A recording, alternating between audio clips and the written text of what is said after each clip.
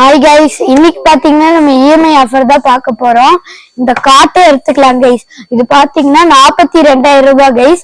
நாங்க உங்களுக்கு ஆடி ஆஃபர் போக 36,000 ரூபாய்க்கு தான் கொடுத்துட்டு இருக்கோம் கைஸ். உங்களுக்கு 3,000 ரூபாய் கட்டில் வேணும்னா இந்த மாதிரி கார்ட் எடுத்துக்கலாம் கைஸ். எப்படிரா அப்படின்னு கேட்டீங்கன்னா 8 மாசம் 10 மாசம் 12 மாசத்துக்கு நாங்க இஎம்ஐ ஆஃபர் கொடுத்துட்டு இருக்கோம் கைஸ்.